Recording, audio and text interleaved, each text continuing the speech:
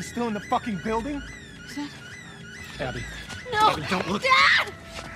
Dad! No! No!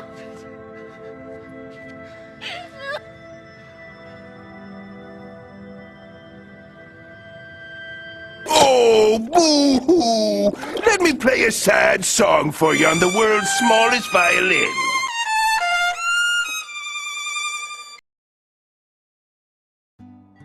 The Last of Us is one of those video games where the experience is driven by the story over its gameplay. The way it subtly builds both the world and its characters was genuinely interesting, and something that really hooks you in and motivates you to keep playing. The narrative that surrounded Joel's struggle for survival in this post-apocalyptic world is not what I consider a masterpiece of storytelling, but it still does a pretty good job showing you the narrative prowess that Naughty Dog is known for. It has a very interesting setting that shows how desperate people are to survive in this world, showing the steps they take and the new roles they practice to ensure survival. We see how hopeless things in this world are, but we also see glimmers of hope with people making an effort to rebuild civilization. But there's also a lot of danger lurking in every corner. It explores both the best and the worst of human nature in a world where morality is no longer present and it's kill or be killed. And yet, it still takes time to let people become familiar with its setting and cast in order to develop relationships with people who are worth protecting. I'm gonna be honest and say that if it wasn't for the storytelling of The Last of Us, I would have instantly dismissed it as another mediocre and boring third-person shooter, as a lot of its game elements have really not held up.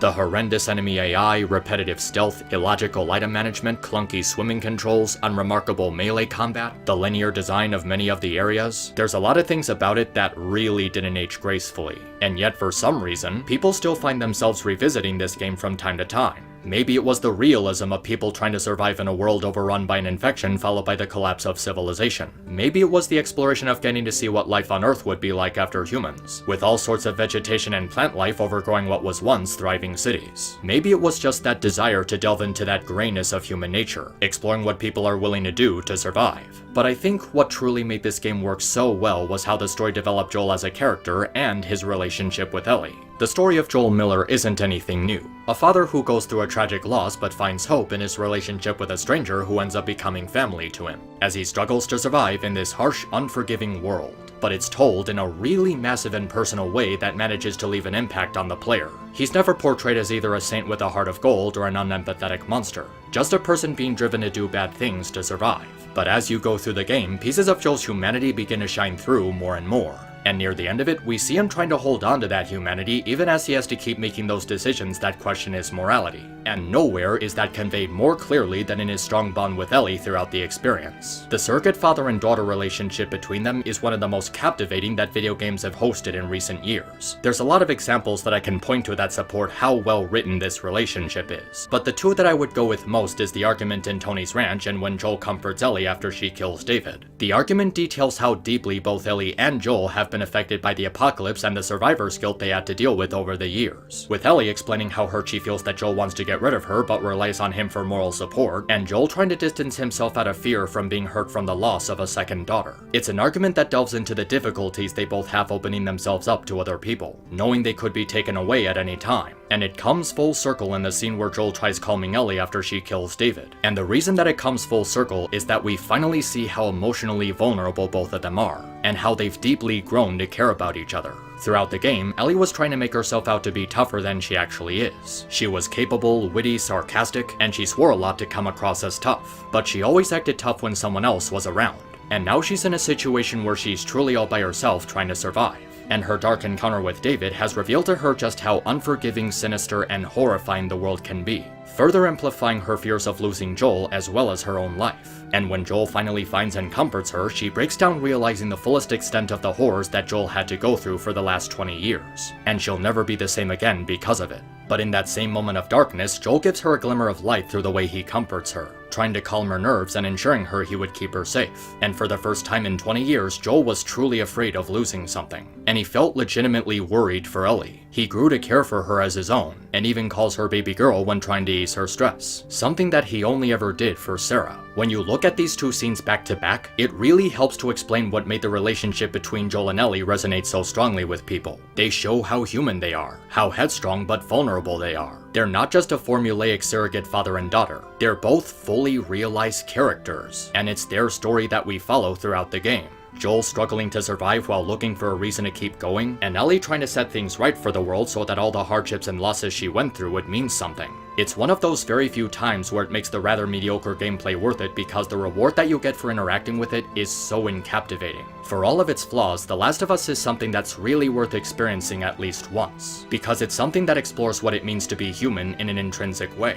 And it's why so many people find themselves talking about it over 5 years later, because its story is timeless. One that you can experience at any point in your life and still find it relatable. One that explores loss, redemption, relationships between people, and struggling with your humanity in a way that not a lot of games do. And for that, The Last of Us is a very special game that has really earned its reputation as one of the most beloved of all time. And I bring this up because I think it's important for people to know why people love the first game before we talk about the atrocious story of its sequel. Joel, please get up! No!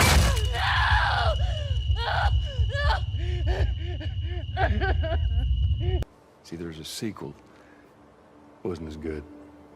I can already tell there's a bunch of people watching this and going, "Oh, but you can't review this game if you didn't buy it and test out the gameplay." Now, while it is true that I haven't tested out the gameplay of The Last of Us Part 2, I did take the time to watch the cutscenes. And considering that The Last of Us was a game driven solely by its story, I think it's a safe bet that I can use that to determine how thoroughly disgusting and offensive this game is, and why it deserves to be hated by everyone. The Last of Us Part 2 was the most emotionally manipulative, poorly paced, terribly written, retcon-infested, plot-contrived, character-assassinating, ass-pulling, and disrespectful continuation of a beloved series that disregards everything people loved about the original that I've ever had the misfortune of experiencing. And I sat through the Star Wars sequel trilogy. It's an ungodly mess of a plot that actively goes against good character and storytelling for the sake of meeting a feminist social justice warrior agenda, much like the Star Wars sequel trilogy. And today we're here to talk about why. So let's take a look at this abortion of a video game and find out how The Last of Us Part 2 is worse than you think.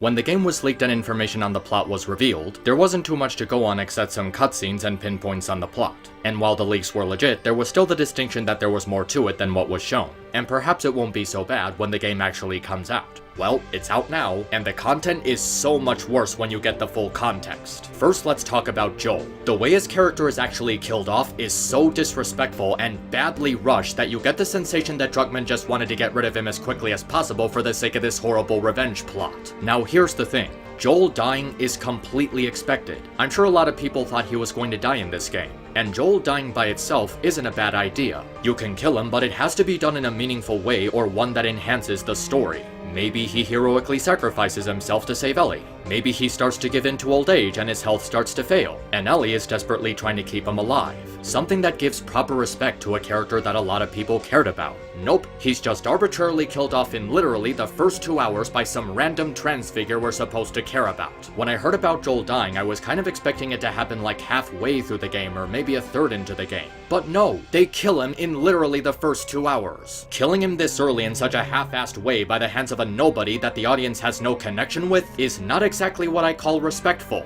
And the way he dies doesn't even make any sense. In the first game, Joel was an extremely cautious survivor. He could tell when someone was being deceitful, like those raiders in the city. He was extremely careful with who he gave his trust to, especially to complete strangers. On top of that, Joel and Tommy were really careful to not just give out their names to random people that they come across. Ellie says in the prologue that they had to take a lot of precautions to survive after the outbreak. You'd think that keeping their real names a secret would be one of those things. Given what we saw in the first game, Joel wouldn't just trust these random strangers so easily. He'd at least be a little bit suspicious of them. But no, apparently the guy whose motto in the original game was to not trust total strangers is now trusting total strangers by telling him his name and where he lives. This is really out of character for Joel to do, and it's even more insulting that this is exactly what gets him killed. And on top of that, it's a really long stretch when you consider the fact that Joel has been a hardened survivor for 25 years. This guy trained himself to be cautious of things like traps, ambushes, and situations exactly like this for decades. He was a badass veteran who could take on groups of thugs and zombies, using his wits and his smarts to survive most situations. And this is how he's supposed to go out? Like a worthless nobody who's easily duped by a group of kids? That's just lazy. Who in their right mind decided that this would be a meaningful way to handle Joel's death? offing him in literally the first 2 hours in a way that completely disservices his character, and rushing through it just so he can be tossed into the trash heap and forgotten about.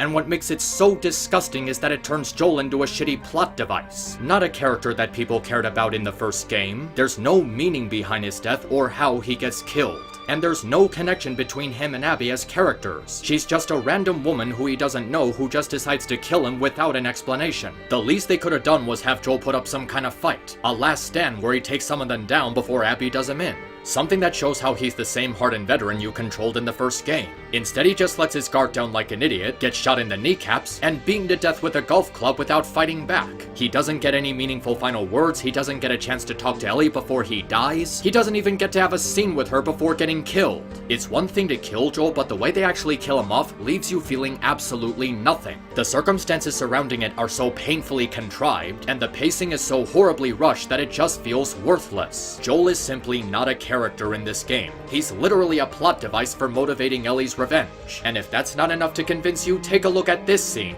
Yeah, remember the one where Joel follows Ellie into the wilderness and tells her you'd think I'd let you do this on your own? Well, fuck you, because in the actual game, it's some other dude who follows Ellie into the wilderness, and he's the one who asked that to Ellie. They literally lied to you about him playing an important role in the story just for the sake of subverting your expectations. Yeah, because it works so well when Rian Johnson did it. And this actually feeds into a huge middle finger that this game pulls off. The way it was marketed. Everything about every single trailer was used to advertise this game in a way that was very specific to deceive you and lie to you about what it was actually gonna focus on. Remember the trailer that got everyone hyped, where Joel asks Ellie if she's really gonna go through with this? Remember all the trailers that showed Ellie in a relationship with Dina, before showing trailers where they make it look like she's the one who's gonna get killed and Ellie's gonna avenge her death? And with all the trailers they put out, did you ever notice how suspiciously they tried to hide Abby's portion of the campaign? Yeah, there's that one trailer where everyone thought she was Ellie's mom for I have no idea. But aside from that, the way Naughty Dog advertised this game was thoroughly and completely dishonest. They actively lied to people about what this game was really gonna be about. Joel playing an important role in the story was a lie. Expanding on the relationship between him and Ellie was a lie.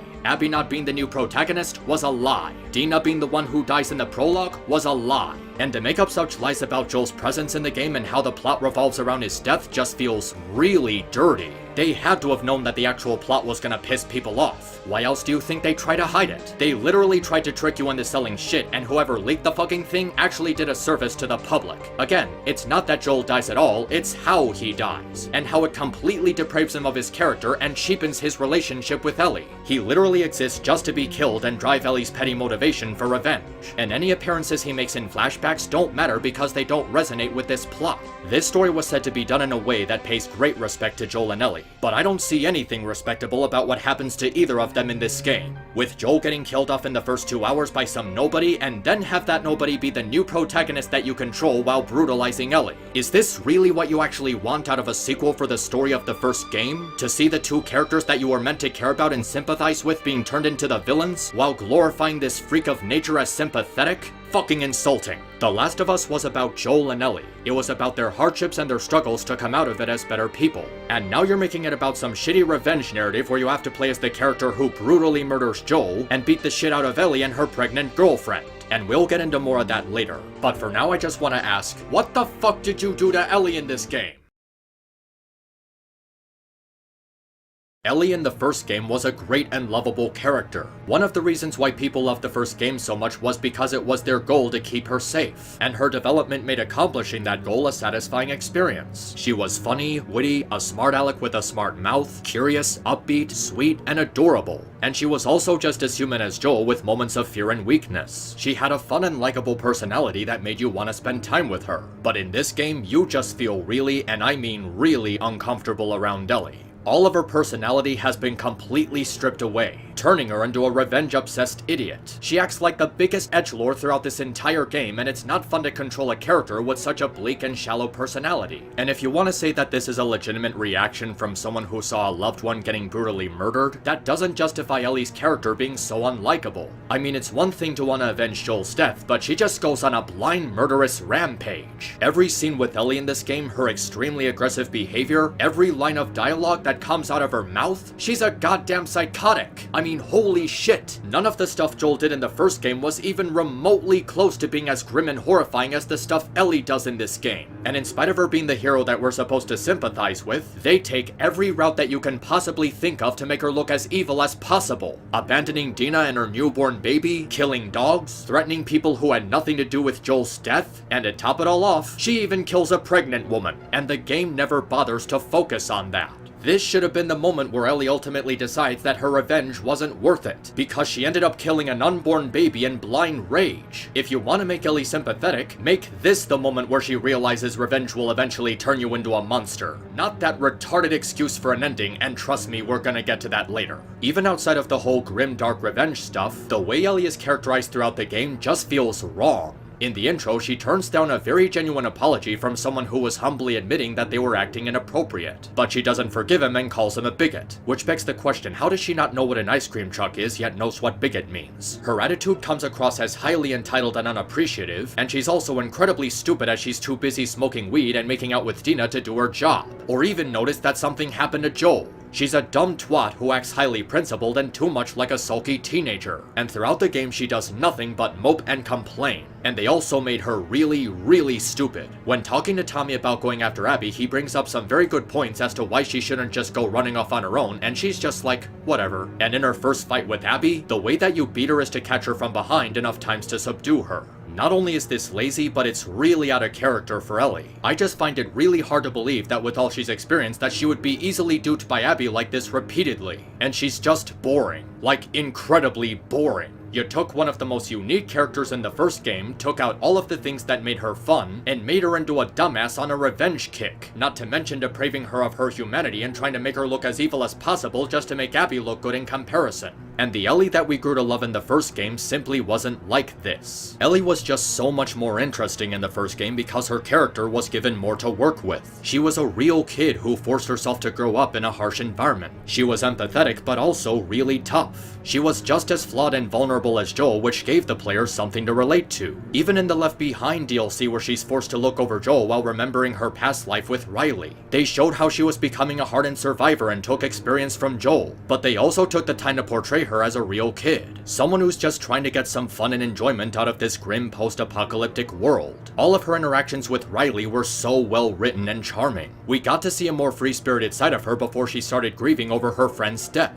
And even after Riley's death, she never became a depressed emo and still kept herself upbeat and snarky. But Ellie in this game is like a female version of Sasuke Uchiha. She's just miserable, unpleasant, and all around unenjoyable to be around. This isn't like Kratos where his quest for revenge was interesting because they took the time to delve into his character and what drove him to be a ruthless warrior, and God of War took the time to delve into his humanity, like where he acknowledged that he was horrible and offers to atone by murdering himself. In comparison, Ellie never gets a moment where she's struggling with some sort of humanity, and even when they try to do something like that, it ends up getting wasted as she just reverts into being an edgy idiot. And even if you put all that aside, I still can't think of anything to like about Ellie in this game because there's nothing to like. And that's the main problem with Ellie's character. It has no substance. She's nothing more than a revenge-obsessed freak in a game where every other character is already a revenge-obsessed freak. She doesn't even stand out as a unique character. She's the same miserable piece of shit as everybody else. All because they wanted to make a shitty story about the cycle of revenge and how bad it's supposed to be.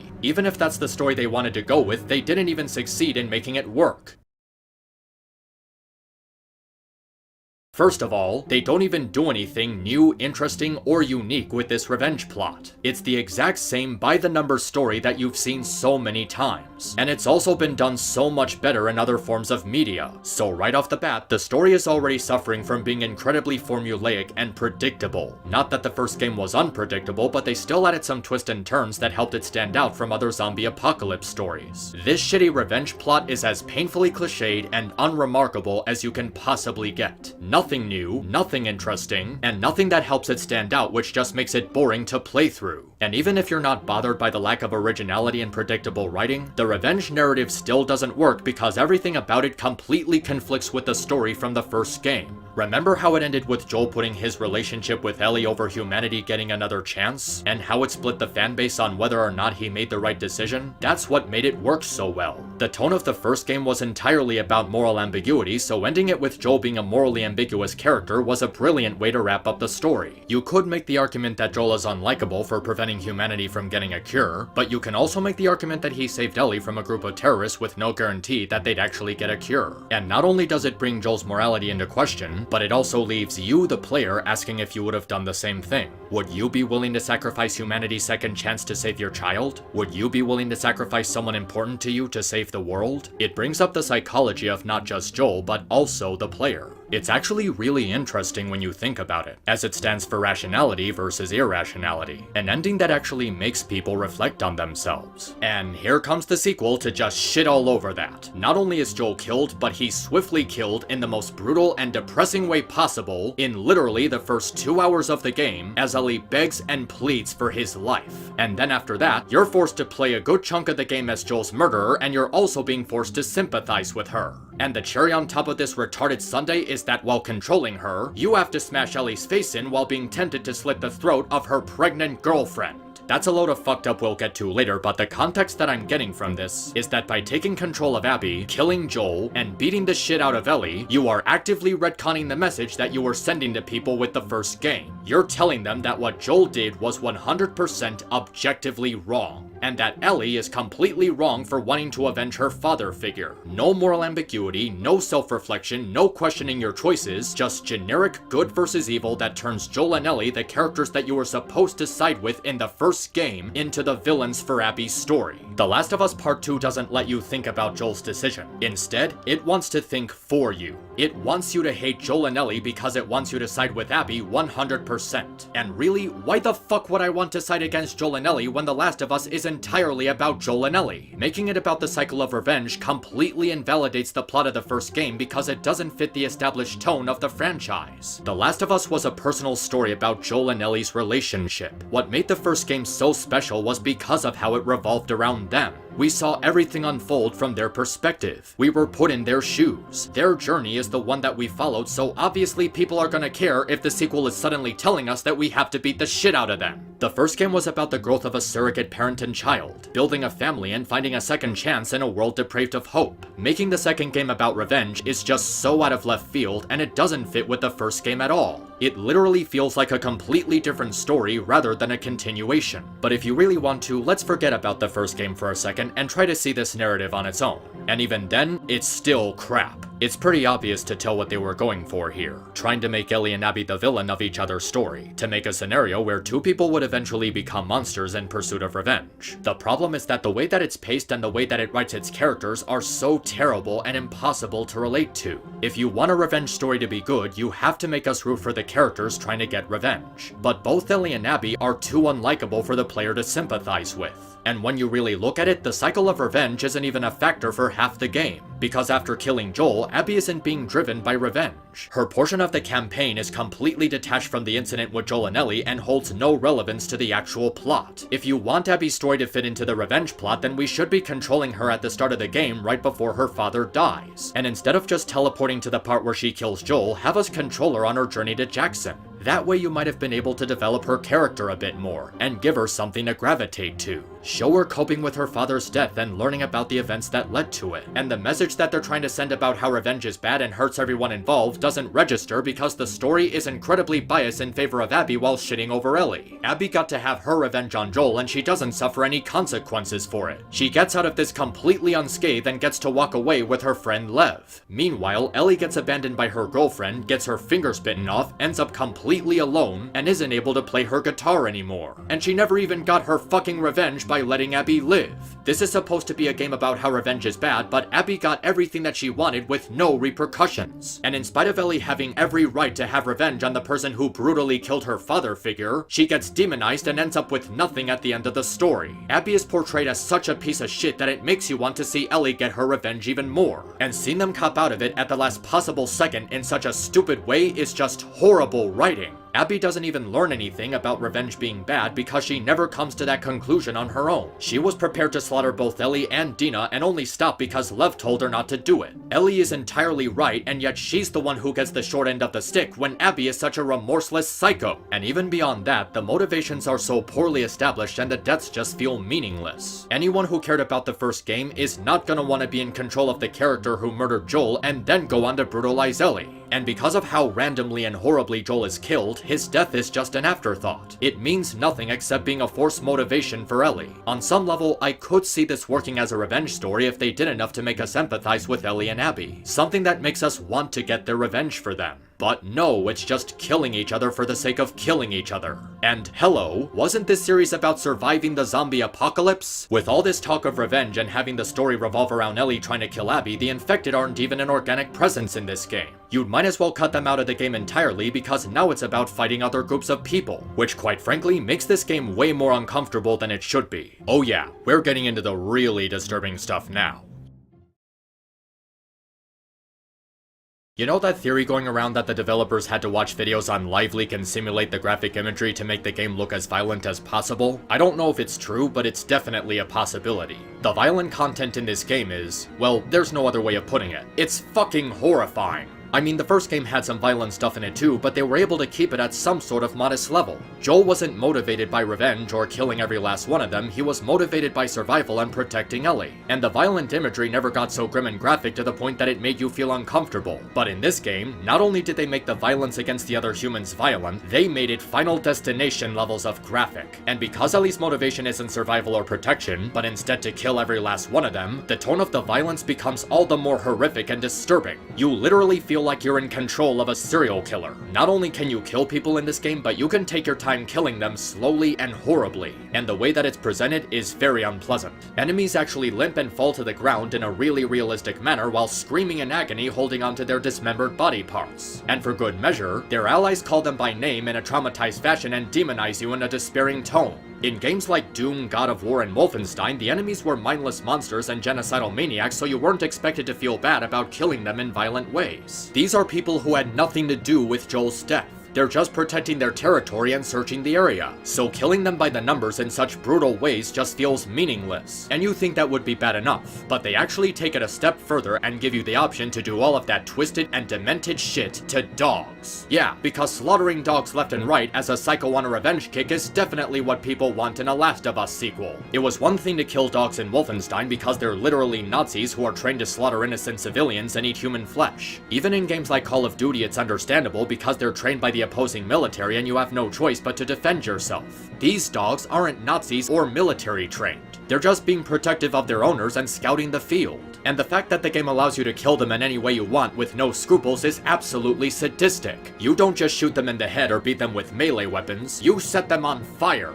Fucking fire! What demented fuckhead would actually want to do something like that? Maybe this is just my personal bias as a dog owner, but I find it extremely fucked up that the game not only allows you to freely kill dogs in horrifying ways, but also tries to pull this bullshit finger waving and demonize you for playing by its rules. There's even a moment in the story where you brutally stab Ellie's dog to death. Yeah, I'm gonna brutally murder an innocent animal that had nothing to do with Joel's death.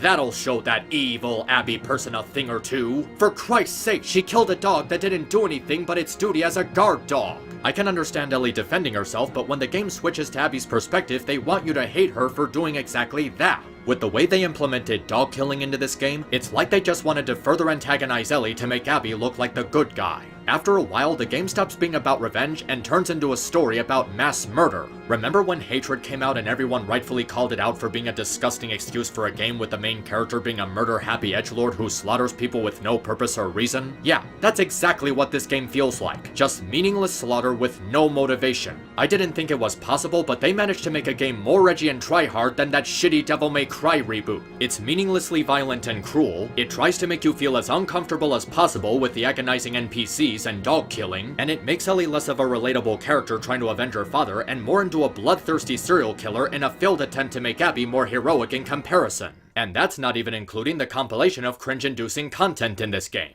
like the bigot sandwich scene. What you got there? Bigot sandwiches. They fly now?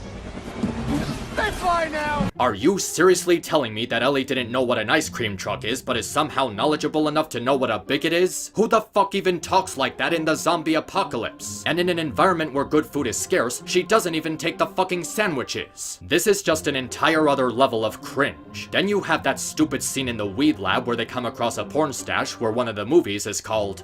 Oh god, I can't even bring myself to say it, just listen.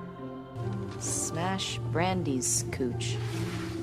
Oh yeah, that's some brilliant top-notch writing, guys. Uncharted 4 had an entire minigame where you actually played a level of Crash Bandicoot, and it was actually a really good reference and a great nod to Naughty Dog's golden years. And now you've gone down to the level of referencing him via porn title. What fucking disrespect. You also have that stupid conversation between Ellie and Jesse, which is just shitty exposition, and then they have this really awkward conversation about how Dina kissed Ellie before he comes out and says it was just a joke. What kind of puke-inducing high school drama is this? Who would even want that in a sequel to The Last of Us? And then you have the cringe-inducing sex scene with Abby. I wish I was making this up, but this is real. Neil Druckmann wanted you, with a straight face, to watch Joel's murderer having transsexual intercourse with her ex-boyfriend immediately after a conversation about torturing people and cutting them up until they cry. And to top it all off, this scene was actually motion captured. Fucking seriously? People actually greenlit this. Neil Druckmann wrote his disgusting, cringe-inducing fetish fantasy into the script, and they said, yes, yes, this is what The Last of Us needs. A sex scene with the muscle-bound freak who brutally murdered Joel in front of Ellie. What the fuck is wrong with you? I could actually go on and on with this game's cringe factor and all the other failed attempts that they have at being humorous, but then we would be here all day and I really don't give a shit. Even when the game isn't being edgy try-hard grittiness, it's still unwatchable because the dialogue and the way the characters interact are so tasteless and pathetic that it feels like you're watching a horribly written fanfiction. Actually, that's not a fair comparison because there's literally fanfiction with better writing than this garbage excuse for a sequel. There's just so many moments where Ellie is completely out of character, and other moments where the rest of the cast are annoying idiots. Any random fan of the first game could have been picked to write the sequel for this game, and I guarantee goddamn that they would have come up with something better than what we actually got here. And they certainly wouldn't have come up with a story where we're forced to spend half of the game sympathizing with Joel's murderer. Hey, you remember that random surgeon that you killed at the end of the first game? Did you care about him at all? No, nobody did. But now you have to because it turns out that random surgeon was actually Abby's father.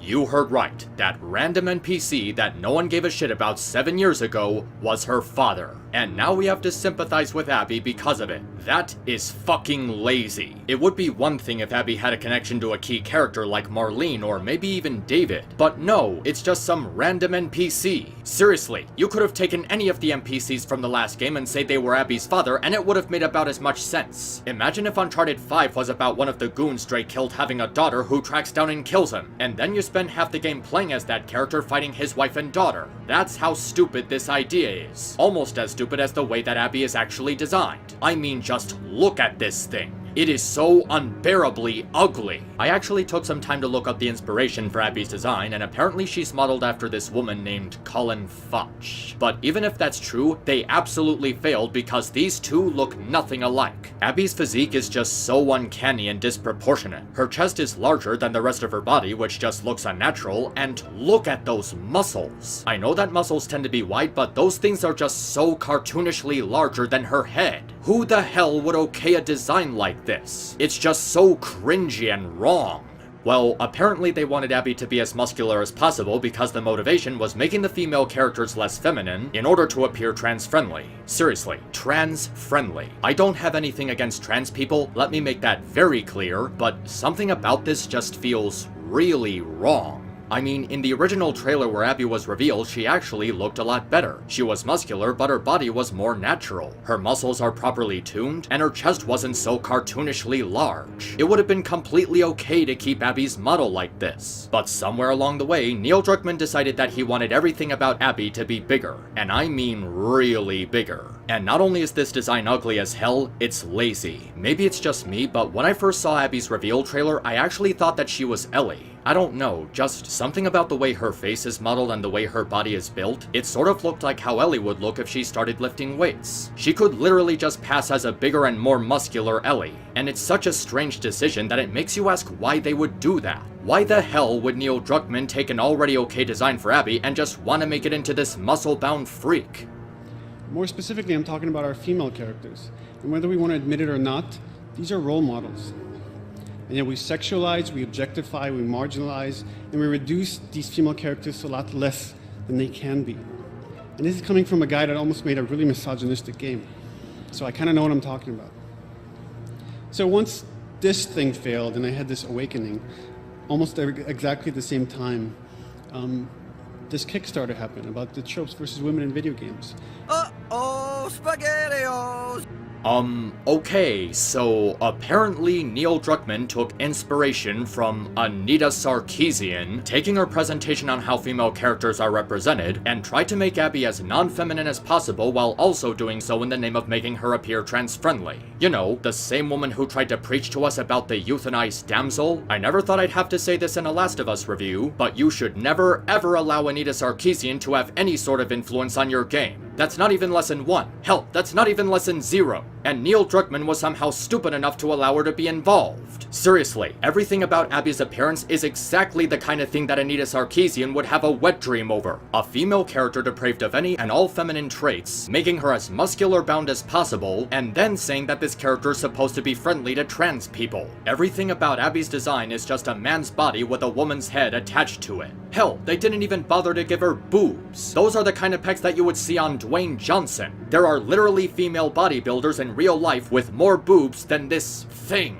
Is this what Anita Sarkeesian thinks women should look like? Is this what Neil Druckmann thinks women should look like? Because everything about this design and the motivation behind it makes me very genuinely concerned. You took a female character, made her look as non-female and manly as possible to be more appealing to trans people, and then you put that character in a sex scene. Then you have that character used as a vessel for beating the living shit out of 2 lesbians, one of which is pregnant, and then have that character try to slit the pregnant one's throat. If you were going for representation, I'm pretty sure that's not the right way to do it. Hell, the lesbians that Abby is brutalizing are literally half her size. And Abby's inclusion in this game gets even worse even when you take all of that out. Even without the muscular body or the unfortunate implications of having a symbol for trans people beating the shit out of 2 lesbians, she's still horrible. Why? Because her inclusion completely ruins the story. Sequels tend to include new characters all the time while pushing them as the new protagonist, but The Last of Us Part 2 does it especially badly. This character that the audience has literally no connection with is suddenly supposed to be a big deal because they kill Joel before the end of the prologue, and in spite of the game making her as despicable as possible, suddenly halfway through, with no warning, you have to play as and sympathize with her. They are saying straight to your face that you should want to hurt Ellie as this person, and that Ellie is completely in the wrong for wanting to avenge her father figure. What brain-dead bullshit is this? Oh yeah, I can't wait to play as the new character who brutally murders the protagonist I cared about from the first game while brutally beating his daughter and threatening to slit her girlfriend's throat. Isn't that what everybody would want in a sequel to a beloved game? I'm sorry, but you're a fucking idiot for defending this. There is no way that you can see this as anything but a massive fuck you to anyone who cared even remotely about the first game. Making you play as Abby, having her torture and kill Joel, and then having Ellie be a boss fight where you brutally smash her face in, while still trying to make her look like the good guy in all this? That is literally a middle finger to The Last of Us fans. People who spent the entire first game caring about Joel and Ellie and wanting to see their relationship being explored more. Why is Ellie suddenly the villain for being justified in wanting to kill Abby? Why are we supposed to care about this random character who horribly killed and threatened Ellie's family? Because that stupid surgeon was her dad? This is like if they made a Mario game and all of a sudden Bowser Jr. kills Luigi and you spend the rest of the game playing as him while fighting Mario and Peach. And it didn't even have to be this bad. On some level, I might have been okay with playing as Abby if they actually did something to make her sympathetic, but spoiler alert, they don't. In fact, they really double down on how heinous she is. You thought it was bad with the out-of-context leaks? Well, it gets a lot worse from there. Abby was getting attacked by infected. She was literally seconds away from death when Joel saved her. Then him and Tommy team up to protect her and get her back to her group safely. They were even nice enough to offer to help the group stock up on supplies before heading out. And after all of that generosity, what does Abby do?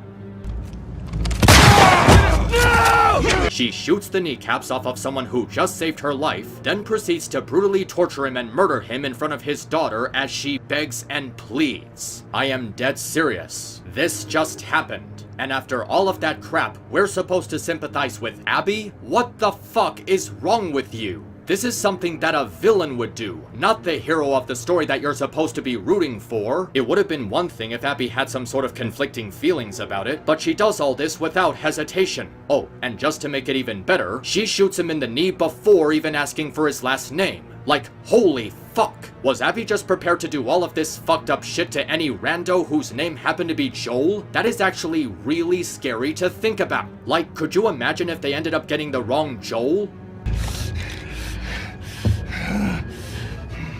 Joel Miller.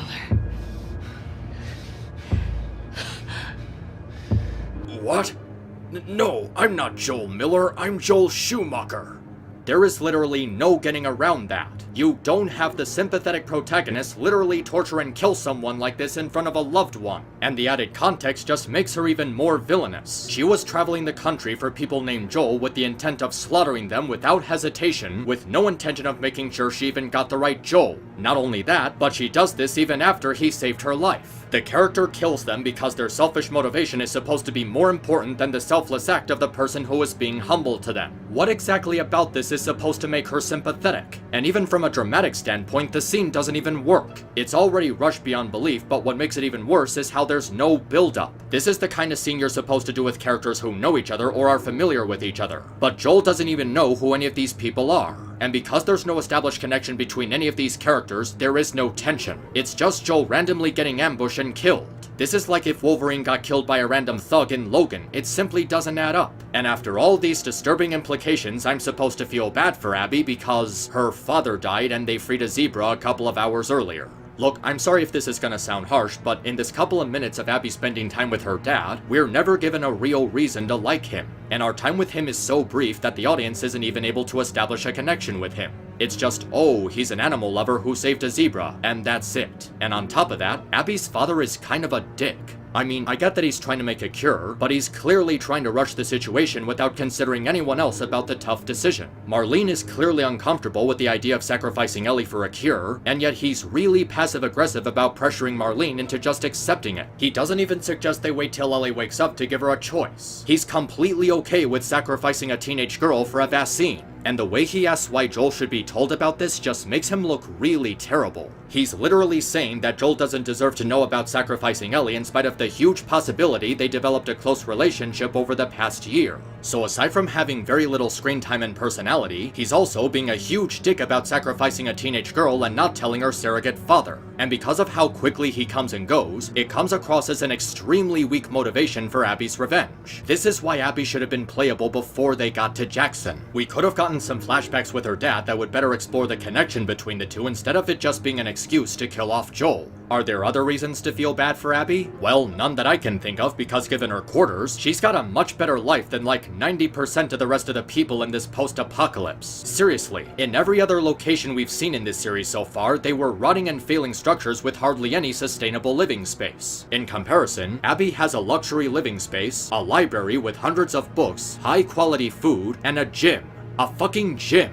In a world where everyone is struggling for survival, Abby and her people are living incredibly privileged lives. Why should I feel bad for her? She's got it better than the rest of the human race. And her campaign is just really boring to sit through. For the entire 5-hour experience, we never learn anything more about Abby as a character, and her story is completely detached from the revenge plot for this shitty faction war. Her personality is as bland as unbuttered toast, and so many of the characters she interacts with are dismissed as quickly as they're introduced. Let me tell ya, did you really give a shit about what's-his-face or whoever this broad was like you cared about Tommy or Tess? Did you really give a shit about Mel and Owen in the same way you cared about Sam and Henry? The story never puts time into developing any of these characters, so they're just cannon fodder for Ellie to kill and aggress Abby. And even after watching all her friends die, I still don't care because they continue to make her an incredibly unlikable character. When the time comes for her to battle against Ellie and she gets attacked by Dina, she's told directly by Ellie that she's pregnant and had nothing to do with the deaths of her comrades. And then, after being told that Dina had nothing to do with Ellie's revenge, and that she's pregnant, she actually threatens to slit her throat. And not only is she threatening to slit her throat, she was going to take pleasure in doing it specifically to spite Ellie.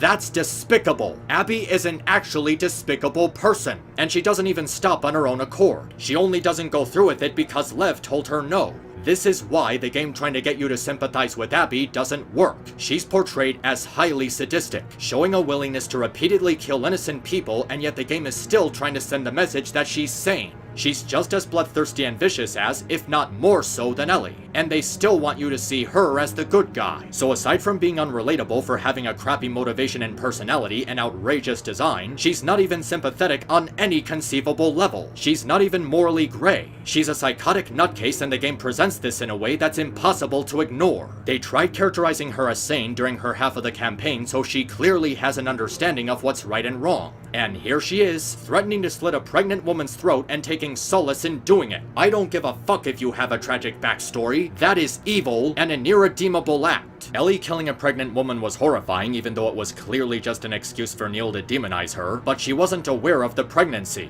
And after she sees it, she starts hyperventilating, throwing up, and her hearing fades out. She was clearly horrified and showed signs of immediate regret. Do you really think that Abby would have felt the same way if Lev didn't stop her from slitting Dina's throat? Well, considering the satisfying tone when she says good, I'm pretty sure the answer is no. Abby is objectively heinous and potentially evil. Her actions are completely irredeemable to the point that even after seeing her side of the story, we don't care. Her daily life, her friends, and her father don't matter because she has no good qualities. This is a character that we want to see the main protagonist defeat. Someone who by all means is not somebody that the audience should side with. And to see the game go out of its way to glorify her as the just character, while demonizing the protagonist from the first game that we actually care about, is absolutely horrible. You remember how I said earlier that the story doesn't work as a cycle of revenge plot because the story is really biased in favor of Abby? That's the feeling that you get throughout the whole time that you're playing as her, and even during the game's prologue. Abby's portion of the game was made specifically for people who disagree with Joel's decision at the end of the first game. It acts in a morally absolute way by killing him slowly and horribly in front of Ellie, and then turning Ellie into the villain for wanting to avenge his death. And it actively goes against the theme of the first game because it doesn't allow you to come to your own conclusions about Joel's decision. Even if you want to make the argument that there's two sides to every story, Abby didn't bother to learn Joel's, or even Ellie's. She just straight up kills Joel without hesitation, and then threatens to slit the throat of someone who had nothing to do with anything just to get back at Ellie. All of this put together just turns Abby into a huge Mary Sue. She's the morally just character whose side we're supposed to see and root for, while Ellie gets turned into the villain. She's bigger and stronger than Ellie, having the same survival skills with practically no flaws, and she's justified in killing Joel and getting her revenge while Ellie isn't. She gets to play as both the aggressor and the victim in this revenge story with no strings attached. Why? Because she has a sad backstory that's supposed to make her complex? That just makes it more emotionally manipulative. And that's the problem. Abby's campaign is so painfully manipulative, using every possible cheap and artificial tactic that it can muster, instead of actual characterization to get us to side with Abby instead of Ellie. Still don't believe me? Take a look at this footage of Ellie killing Abby's dog and Abby and her dad saving that zebra back to back. Ellie kills animals in her campaign, but Abby and her father save animals. Doesn't that make you want to side with Abby? Doesn't that make her sympathetic after she tried to slit a pregnant woman's throat? Of course it doesn't! Even if they wanted to do the whole dead parent being the hero's motivation thing, it still doesn't work because they did nothing with it. In The Lion King, Mufasa didn't die just for the hell of it. He had a properly established relationship with his son, teaching him about the responsibilities of being a leader and ruling over a kingdom. His death serves an organic purpose in the story that supports the lesson that Simba has to learn by the end of the film. Abby's father dies just to give Neil Druckmann an excuse to kill off Joel, and his screen time is so short-lived that we don't get a chance to establish a connection with him, and we don't get to see why his relationship with Abby is supposed to be important. Both characters go through some really shitty stuff, but it's made very apparent which one is less sympathetic and which one the story is being biased towards. It's like they took the grounded setting established in the first game and placed Abby in it specifically to break the rules. And it's for these reasons that she's already become one of the most hated video game characters of all time in such a short amount of time. Nothing about her is salvageable because her very existence was made for the purpose of spiting fans of the first game. She's nothing but a projection for Neil Druckmann's hatred for Joel in this game. Hell, look at this box art for the game's special edition. Joel isn't even on the fucking cover. But do you know who is? Abby, the piece of shit that nobody asked for or gives a shit about that was shoved in the very last minute to meet some kind of messed up agenda. Even the way Abby lets them live, which is supposed to be an act of mercy, just feels forced. She literally murdered her way across the country, destroying everything in her path, and yet she lets these two live because of plot protection. It's so obvious that she's just gonna come back later to finish the job, so why are you letting her live? This is such novice writing material, and to see it come from such a highly anticipated AAA title is embarrassing. And maybe, just maybe, all of this stupid shit might not have been so bad. I dare even say it might have been worth it had the ending not been the biggest fuck you that I've ever seen in a video game. I'm not even kidding, it's worse than Mass Effect 3. So here's how it goes. Tommy and Marlene get divorced after losing his eye because, yeah, this game wasn't depressing enough, so you'd might as well take away Tommy's happy ending as well. He tells Ellie where to find Abby, and later that night, she decides to go, leaving Dina heartbroken and betrayed. Abby and Lev are looking for the Fireflies, but they get kidnapped by raiders, so now Ellie has to go rescue them. Which is stupid since your entire end goal is Abby's death. If you really want Abby dead so bad, then this is the perfect revenge. Leave her to die a slow and torturous death by these raiders. But no, because it's not revenge unless Ellie deals the killing blow. Why is Ellie so stupid in this game? Anyway, she kills her way across the lair and eventually she finds them. And here it is, the perfect opportunity. Abby has no way out of this. She's tied to a pole with no chance of escape. All Ellie has to do is take out her gun, shoot her in the head, and walk away. What does she do? She cuts her down. Really, you're just gonna let her go? Hell, you didn't even need to shoot her, you could've just walked away and leave her to starve to death. What was the point of leaving Dina and coming all the way out here if you're just gonna let her go? If you want her dead, then leave her for dead. Well, I digress. So they escape with Lev and get to the lifeboats, but then Ellie gets a vision of Joel and decides that she wants to kill Abby again, threatening to slit Lev's throat, which is hypocritical considering you told Abby to spare Dina, who had nothing to do with anything, and now you're doing the same thing. Fuck, if you really want to stab Abby to death, then why didn't you just stab her in the brain or in the back of the throat when her back was turned? There was no need for this grabbing her by the hair and pushing her into the water shit. Hell, you still got your backpack and all your weapons in the boat, so why don't you just shoot her? You've been presented with multiple ways to kill Abby at this point, so why don't you just take advantage of them? But, oh well. We finally have the showdown with Abby, and after all the bullshit we've had to sit through, after all the stupid writing choices and continuity errors, we can finally kill this woman and just be done with it. Ellie starts to drown her, but not before she gets her left ring and little finger bitten off, and we finally have Ellie getting her revenge by killing Abby, just to pussy out at the last possible second and let her leave with Lev. Why? Because she has a flashback of Joel which leads her to believe that he wouldn't want her to kill Abby. This is bullshit. Are you fucking kidding me? After everything you put me through, you had Ellie come all this way to kill Abby just to not kill Abby. And really, she doesn't kill her because she has a flashback of Joel.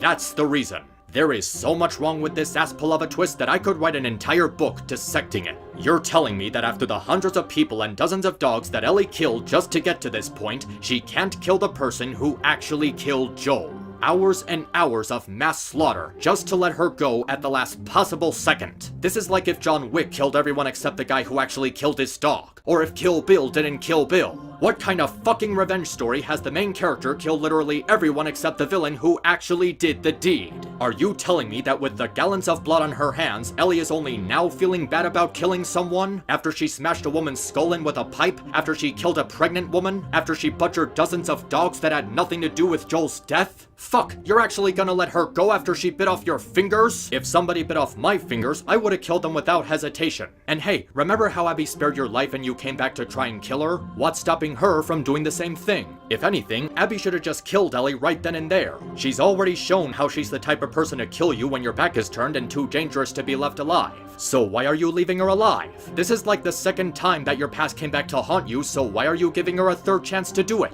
And the more you think about it, the worse it gets. So apparently, the guy who gave a sincere apology to Ellie and even made her high-quality steak sandwiches is unforgivable because he called her a bad lesbian slur word. But you can forgive the psychotic bitch who brutally killed Joel in front of you, bit off your fingers, and threatened to slit the throat of your pregnant girlfriend? What double standard backwards bullshit is that? I don't care if he called you the C word, just take the damn sandwiches. This is like demonizing a kid who stole your lunch money but gives it back to you later than forgiving the home invader who killed your parents. Oh, but he called her a no-no word. And Anita Sarkeesian would never forgive a man who acts mean to a woman. And you know what? Fuck the idea that Ellie having a flashback of Joel would stop her from wanting to kill Abby. If anything, that would have made her just want to keep drowning her. So a flashback flashback of Joel makes you want to kill Abby, but then suddenly a flashback of Joel makes you not want to kill Abby. The Star Wars sequel trilogy was more consistent than you. And for that matter, after everything that happened in this game, are you seriously telling me that Joel wouldn't want Ellie to kill Abby? You think he'd actually pull a revenge is bad speech after all the crap he experienced over 25 years? No! This woman beat him to death in front of you while you begged for his life and threatened to slit your girlfriend's throat. Joel would have given Ellie the complete okay to finish her off. Saying that Joel wouldn't want Ellie to kill her is highly out of character. You're basically telling that he would approve of the slaughter of everyone else that Ellie killed, but not the killing of the person who actually killed him. Ellie has absolutely no reason to spare Abby. Every time they cross paths, she has been heinous and monstrous to her and her family. So seeing her actually spare her is the most plot-contrived and out-of-character moment in this entire game.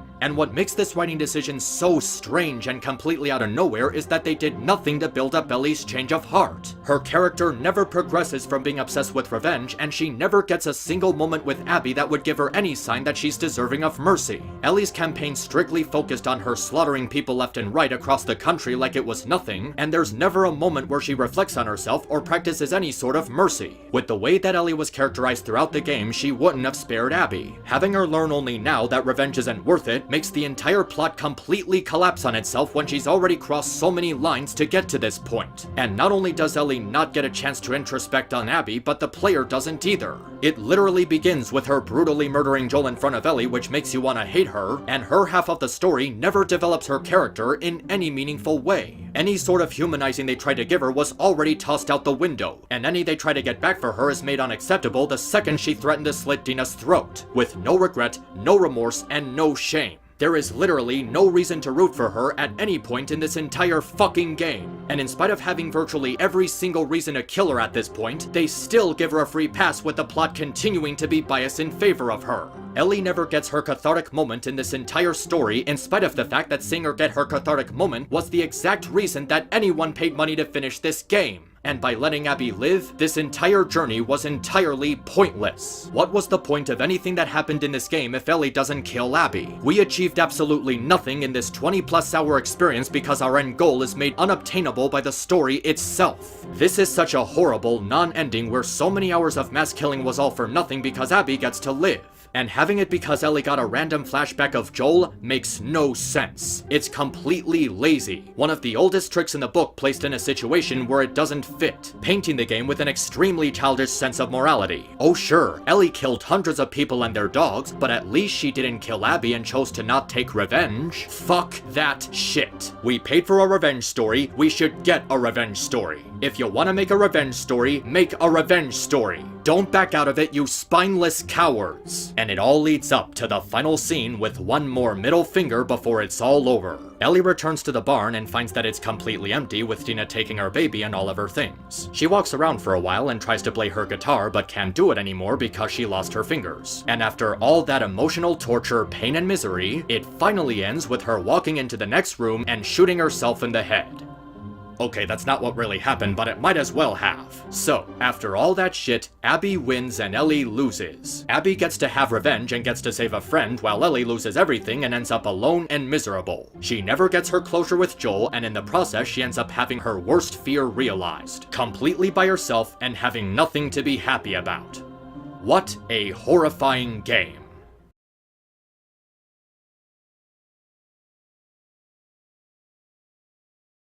Okay, so at this point, you get the gist of it. Abby is horrible, Joel's death is horrible, Ellie being a revenge-obsessed sociopath is horrible, the ending is horrible, the retconning of the message of the first game is horrible, and the revenge story they went with is horrible. But you know what? These were things that people already figured out because so much of the game got leaked before it was released. Granted, the added context helps to show what made the plot so horrible, but when you get down to it, these are small potatoes. The ending, the Abby stuff, Joel's death, Ellie's characterization, these are not the problem. They're factors of the problem. In reality, all of these things serve as smaller pieces to a much bigger one. And that bigger problem is that in spite of this game being titled The Last of Us Part 2, this game feels absolutely nothing like a Last of Us game. The Last of Us wasn't about revenge. It wasn't about brutal violence or hatred. It was about survival, and looking for something that gives your life purpose. It was about living in a post-apocalypse and finding the good in it that motivated you to keep going. It was special in how it focused on relationships between people instead of the generic fighting zombies while looking for a cure plot. And what helped it stand out was the way that it handled its characters. It had a very subtle way of developing them and did so without turning everyone into a depressed piece of shit. And even when it had its darker moments, the game wasn't outright nihilistic. It explored the post-apocalypse in a way that showed how the world can be complicated and messed up, but there's still good in it that's worth living for. It was crafted in a way that explored how different people react to different things. Not just the characters in the game, but also the people playing it. People still talk about this game 7 years later specifically because of how it affected them. When I said the game was timeless, I meant it because you could play it years later and still recognize what it was about. There were plenty of times where the characters made you feel happy and the tone was evened out, so it could properly capture the hopelessness and danger of a post-apocalypse while still having something meaningful to say. It was a real experience to behold, and it was all leading up to one solitary moment.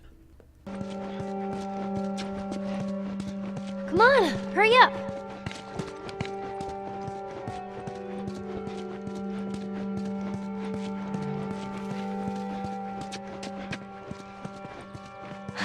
You see this?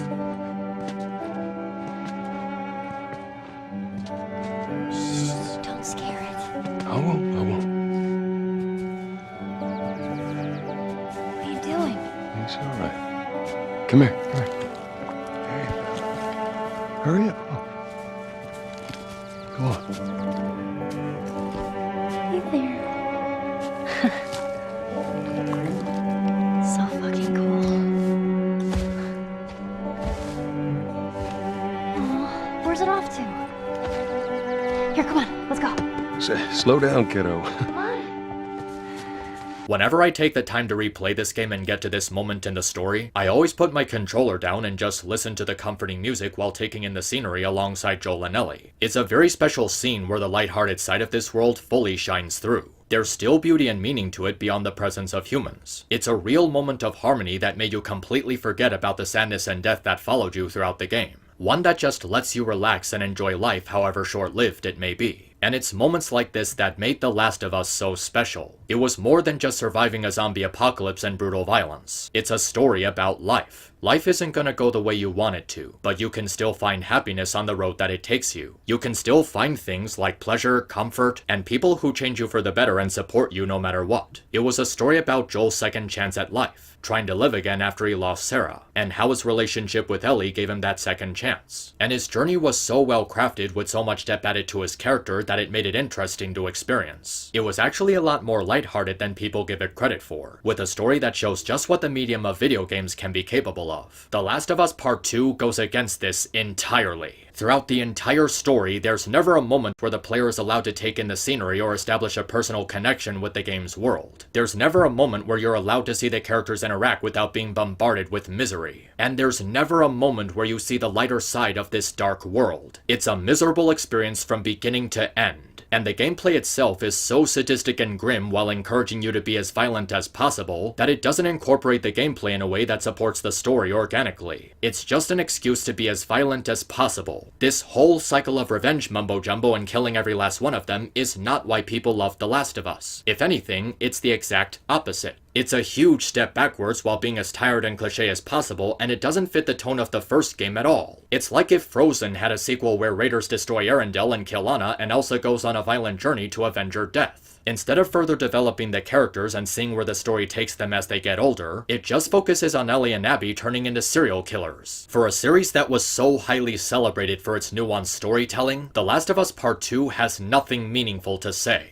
It doesn't teach you anything about revenge or how bad it is, and instead mishandles its themes so badly that it ends up glorifying the very things that it claims to be fighting against. In spite of trying to tell you that violence is bad, it spends the entire game glorifying violence. And it's so heavily drenched in this grim material that after a while, it stops getting a reaction from you. They clearly meant for this to be shocking, but it becomes so repetitive that it just feels empty and hollow. By the time you get to the story's final moments, you'll have already become so desensitized by the excessive violence and the gritty behavior of the characters that you end up feeling nothing. You don't feel anything for Ellie, Abby, Tommy, Dina, Jesse, Lev, or any of the people that Ellie slaughtered along the way. It constantly barrages you with bleakness and misery to the point that you just feel nothing due to being exposed to the exact same garbage for 20 hours straight. Making you feel depressed and miserable doesn't make you want to keep playing, it makes you want to stop playing. And the mood whiplash is so jumbled and so extreme that the tone doesn't even work. You got Ellie in a snowball fight with some kids right before all the horrifying stuff that happens in the prologue. You got her playing Take On Me on the guitar right before she goes back to slaughtering people in gruesome ways. You got a whole section where you raise a baby immediately after the villain threatened to slit your pregnant girlfriend's throat, and have that followed up by an entire ending sequence where you slaughter your way through a mansion and set the building on fire with people screaming in agony in the background. There's no consistency to any of it. When it comes to this type of darker storytelling, you need to have it properly punctuated with lightheartedness, or else it just becomes boring and unpleasant. But this game has so much bleakness and gritty cruelty left and right that there's no room for any meaningful lightheartedness. And since you spend half the game playing as Joel's murderer, that just makes it more unsettling. It never tries to have an even tone like the first one, it's just depressing for the sake of being depressing.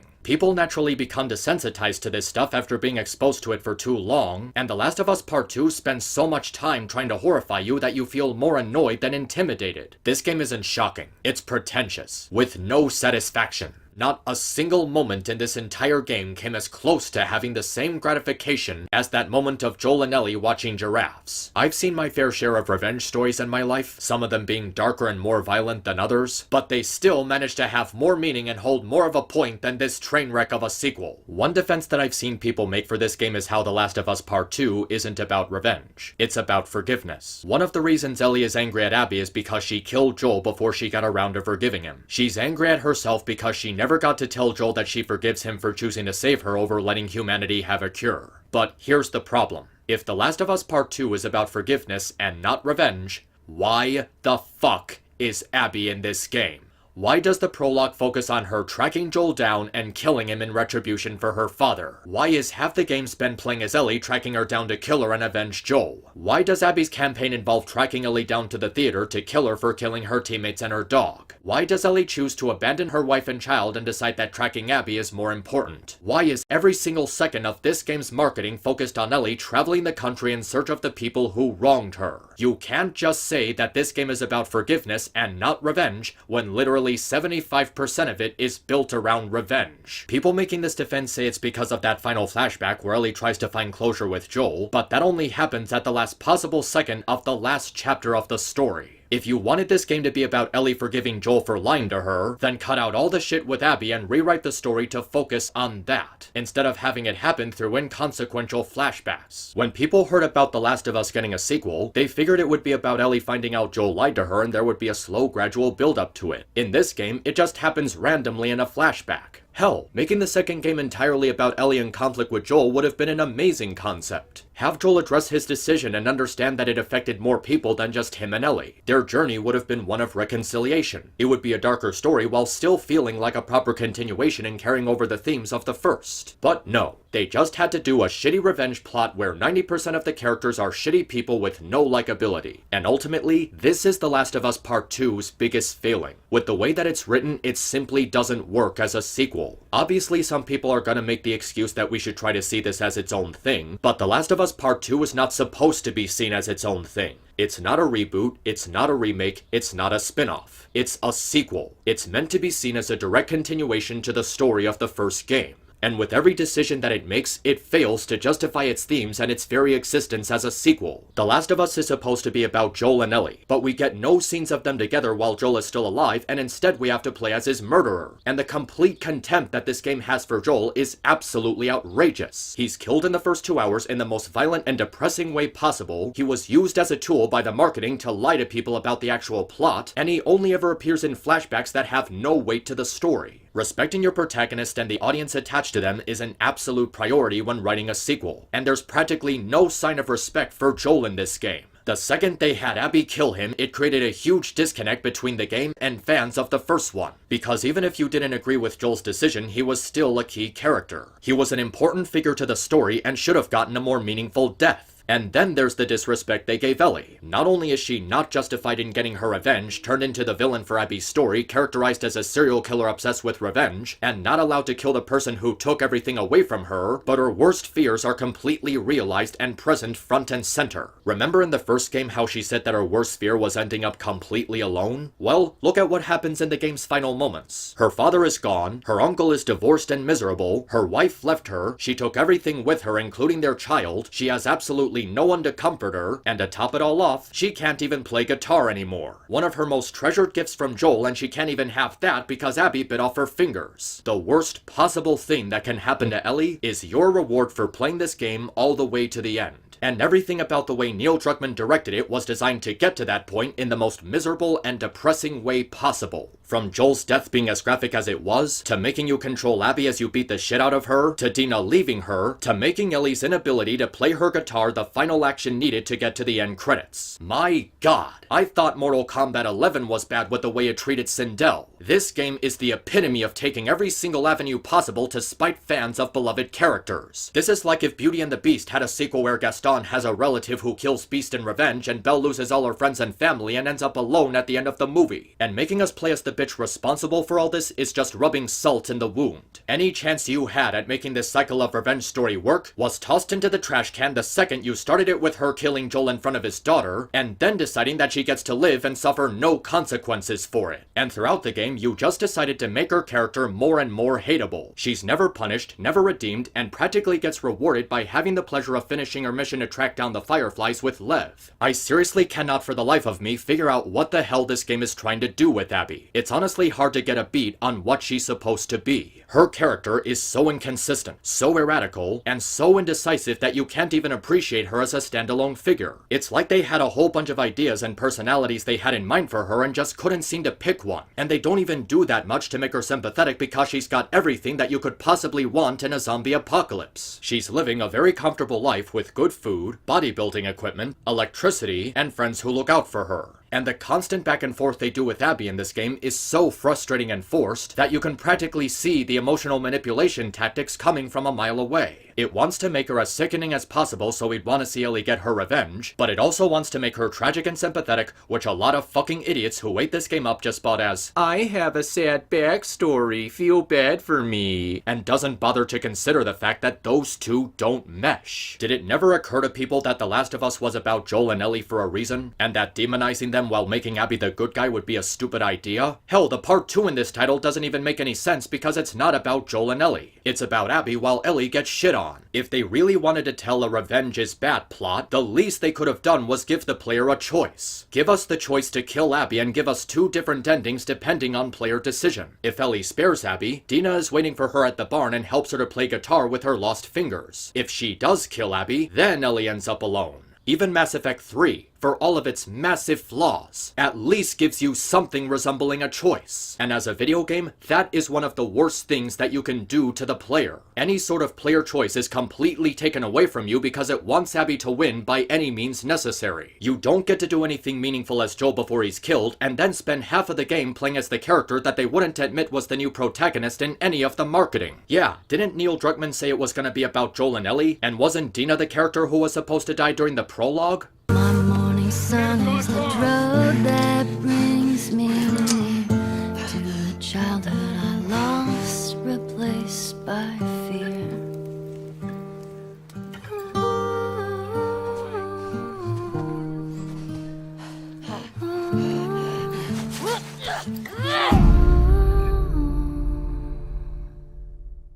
Oh, but I guess they wanted to keep the fact that Joel dies in the prologue and that you'd be forced to spend the whole game sympathizing with his killer a big secret to subvert your expectations. Fuck, the marketing for The Rise of Skywalker was more honest. At least they had the decency to show Palpatine in the trailers. And all for the sake of chasing social justice brownie points by making the trans figure into the character we're supposed to root for. You really seem to believe that making the character trans-friendly automatically means that you've made a meaningful statement. But the only statement I see is that you've clearly chosen to disrespect fans, shit all over beloved characters, and even went so far as to abuse your own employees by making them work crunch hours just to get this god-awful thing out as quickly as possible. I still can't begin to fathom the reasoning behind the choices that were made for this plot. It is so insensitive, disrespectful, and spiteful towards people who cared even remotely about the first game. Anyone who cared even slightly about these characters and the message they help carry with their story. After all the hardships he went through, it felt so good to see Joel getting some kind of happy ending with Ellie. Seeing him petting giraffes, seeing that there's still beauty in the world, getting a second chance to be a good father, giving Ellie a good life that he could never give to Sarah, just to end up getting bludgeoned to death with a golf club. It felt good seeing Ellie finding peace in her new life with Joel even though she was unsure about the truth behind the fireflies. Even if she finds out the truth later, they could have worked around to her forgiving him, just to watch him die horribly and then end up with nothing at the end of the game. You spend the entire first game, the DLC, and half of this game getting invested in Ellie because you want to see her grow and become more defined and independent. We want to see her go through a meaningful arc where she comes out on top. We don't want to beat the shit out of her while playing as some rando that we never met and don't sympathize with. There's no relationship between Abby and the player before she kills Joel, or even before the game switches perspectives. And even then, the time we spend with Abby is completely overridden by the time we spend with Joel and Ellie. Forcing us to play as this character with no warning is just wrong on so many levels. This kind of bait and switch only works when the story is able to come up with a good enough excuse for it, but the game never presents anything like that. I mean, what exactly was the motivation behind this? There's no commentary to the way you switch between Ellie and Abby, it just comes down to subverting expectations without the subversion having any meaning to it. If this was supposed to address how Joel's actions at the end of the first game have consequences, there were like 100 better ways you could have done it. If you want to do a revenge story, that's fine. But at least have the decency to do it right, and in a way that doesn't act as a disservice to these characters. A cycle of revenge story only works when it involves important characters that the audience has a relationship with. It doesn't work when you only have a relationship with one side of the conflict. We have no relationship with Abby and her father, so their side of the story is just meaningless. And because they aim for Abby to be hated by having her kill Joel in such a selfish way, no one is going to sympathize with her. And you want us to do that while shoving representation down our throats. I'm sorry, but last I checked, having a 200-pound trans character beating the shit out of two 90-pound lesbians is not good representation, especially when you're making the trans character into the villain of the lesbian story. At best, it makes you look like an idiot, and at worst, it makes your work come across as gross and horrifying. The selling point of The Last of Us was how it developed Joel and Ellie, and this sequel completely fucks that up in the absolute worst ways they could have done it. It actively punishes you for going attached to them over the last 7 years, and its reasons for why it chose to do this don't make the slightest of sense. And it ultimately feels pointless as it's designed specifically to make you as miserable as possible. It constantly hits you with misery to the point that you just simply stop feeling affected by it. It doesn't convey any feelings because you'll be desensitized to it by the time the credits start rolling, and it's not supported by anything meaningful. It's just cruelty on top of cruelty on top of cruelty, and there's no satisfaction to that.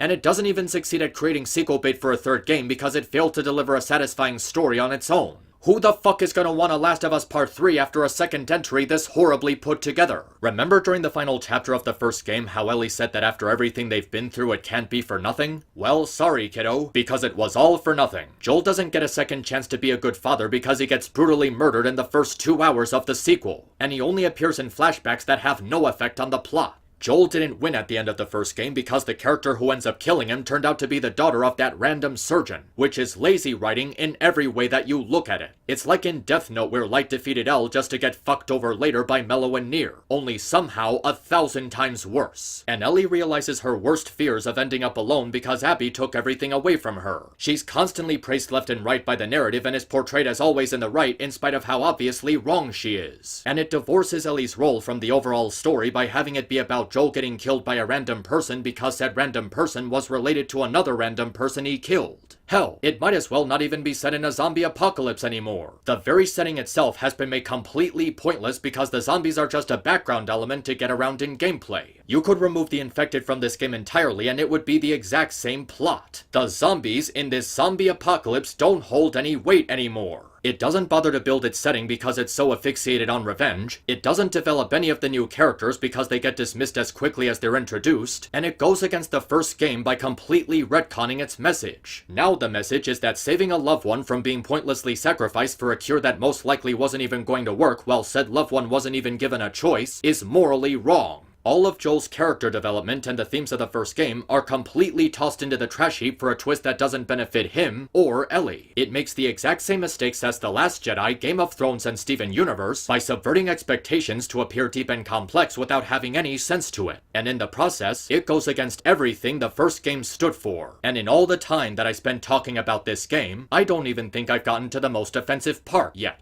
As if it wasn't enough that you turned Joel into an idiot, then killed him in the most tasteless way possible. As if it wasn't enough that you turned Ellie into an unlikable monster who ends up with nothing. As if it wasn't enough that you made us brutally murder dogs in gross and horrifying ways. As if it wasn't enough that you went against the message of the first game. As if it wasn't enough that you actively lied to people through that false advertising, deliberately planning to deceive people with those older models of Joel and Ellie. As if it wasn't enough that you forced us to sympathize with one of the most despicable pieces of shit that I've ever seen in a video game, you had to render the emotional weight of Sarah's death entirely meaningless. I know there were a great deal of people who cried during this scene because it was so powerful. It was an opening that perfectly set the tone, letting you know how dark this game was gonna get with a father's worst fear being realized. His life has completely fallen apart before him. The community he grew accustomed to has been destroyed, and his child died in his arms. And unlike Joel's death, Sarah's had actual meaning to it. Even if you weren't emotionally impacted by her death, you could tell how important it was to the story.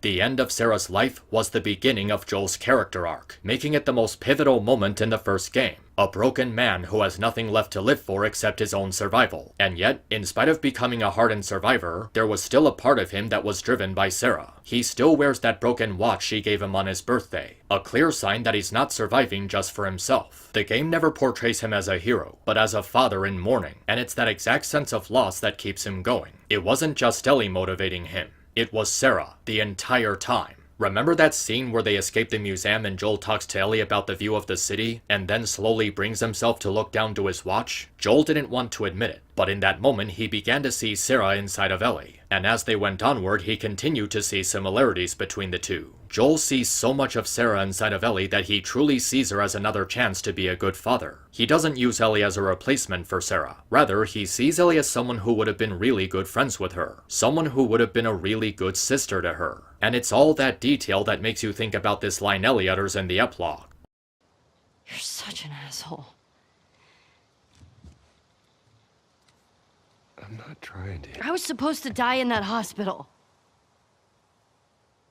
My life would have fucking mattered. But you took that from me.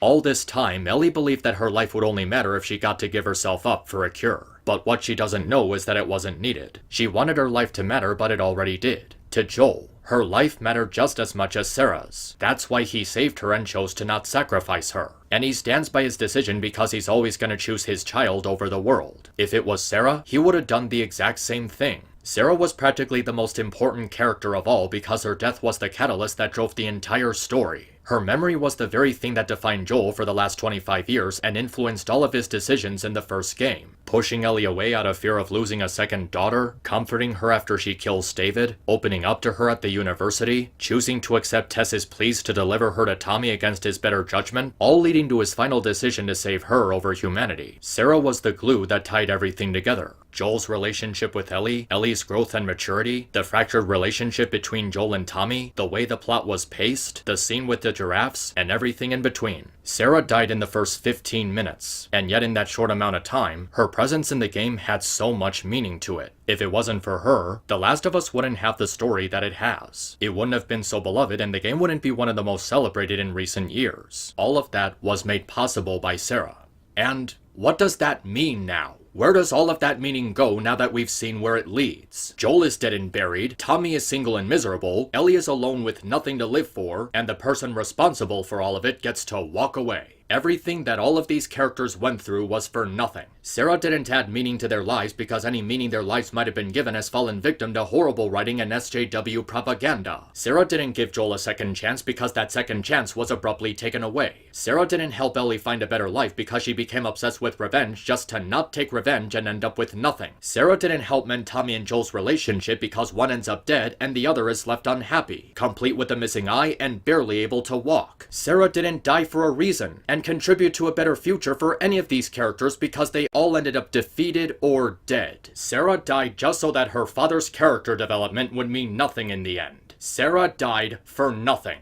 At this point, you might as well act like the first game doesn't even exist, because everything that happens in it, with the exception of Joel killing Abby's father, has been made completely irrelevant in the face of this new saga of Ellie versus the She-Hulk. I just feel so horrible for The Last of Us fandom right now. I don't feel sorry for the people defending this abomination and giving it anything higher than a 4, but the people who genuinely just wanted to see a proper continuation to the story of Joel and Ellie after waiting 7 years, I can't even imagine just how depressed, sickened, or awful they must feel. And how pissed off they must be that Neil Druckmann just fucked them over this badly. Never have I seen a sequel that so thoroughly hates you for being a fan of the original and just wants to destroy all the happy memories that you made with it by any means necessary. But no, apparently this game is a groundbreaking masterpiece because it dared to tell a dark and gritty story about how revenge is bad, despite the fact that Sharon Spell already did it over 40 years ago. And much, much better, might I add. And all those salty fanboys of the first game who are just angry at this one but don't know why they're angry because it got leaked and they saw Joel getting killed in the first 2 hours by a random character who turned out to be the daughter of a random NPC that no one gave a shit about 7 years ago. Yeah, let's just ignore any and all complaints that they may have, regardless if there's a point to those complaints. And don't give me that shit about how I need to directly play this game in order to review it. The Last of Us was a story-driven experience. It was always a story-driven experience. No one liked The Last of Us because you could punch people, shoot them from cover, craft items, or move objects around to complete tedious puzzles. They liked it because of Joel and Ellie. They liked it because of their journey across the country and the bonds they made along the way. And this sequel just shits all over that in every possible way. Regardless of the quality of the gameplay, the story is still shit. And people played The Last of Us specifically for its story. This was simply not a good narrative, and not only does it make no sense on its own, but it completely dismantles the characters and the themes that made the franchise what it is. This is a soulless game through and through, with no love put into it and its creation having no sense of heart. It was made specifically to milk money out of The Last of Us fans and chase after social justice warrior brownie points. It tries so desperately to be woke while holding so much contempt for the fan base, with its abundance of anti-consumer practices, slave-driving people who made the damn thing,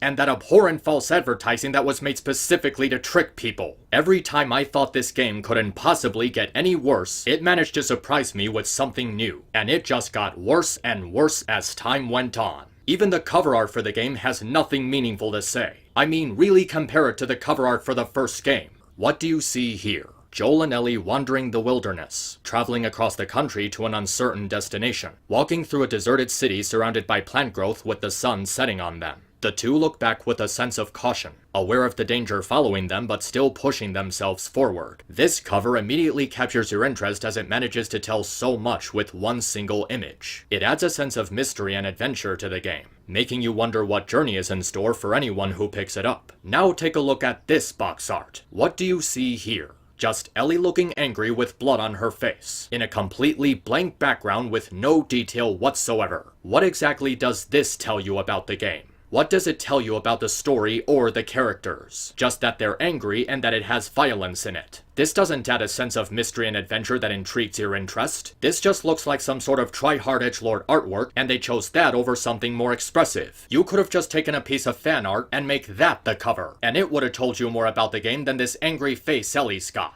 Everything surrounding this game is just a spit in the face of not just The Last of Us fans, but gamers in general. A product that just wants to make you feel miserable while scamming you out of your money, all while scarring the reputation of the first game. Neil Druckmann went on record saying that The Last of Us Part 2 was about hatred. Well, mission accomplished, Mr. Druckmann. Everyone hates your game, and everyone hates you. You lied to people with dishonest promotional material. You screwed over YouTubers with fake copyright claims because they dared to discuss the leaks in your abortion of a story. You completely changed the personalities of beloved characters for the sake of creating artificial conflict. You killed off Joel in the most disrespectful way you could have done it. You fucked over Ellie by taking away everything she cared about and fought for. You forced us to play as the villain for half the game in a poor attempt to make us feel sympathy for her. You made us kill dogs in disgusting and horrifying ways after you said we wouldn't have to. You made the zombies in this zombie apocalypse story out of place and irrelevant. You made us watch an explicit, uncensored sex scene in spite of Sony's hypocritical stance on censorship. You shoved representation and bulking women in people's faces to get extra brownie points from Anita Sarkeesian. You gave the villain of the story the only happy ending while every other character is brutally murdered or left with nothing. 7 years, and this was the best you could come up with. You're a disgrace to video game development and the gaming community at large. Your presence is a plague on a medium that millions of people have expressed so much passion for. You could even care less if people's health is put in jeopardy just to shit out your turd of a game as quickly as possible. You have no respect for the art form that you represented with this game. The people who fell in love with the story of Joel and Ellie, the people who just wanted to see where it was gonna keep taking them, and even Joel and Ellie themselves, they all deserved better than what you did to them. You lying, money-grubbing piece of shit. Fuck this, I'm just gonna go play some SpongeBob SquarePants. At least that didn't make me feel like killing myself.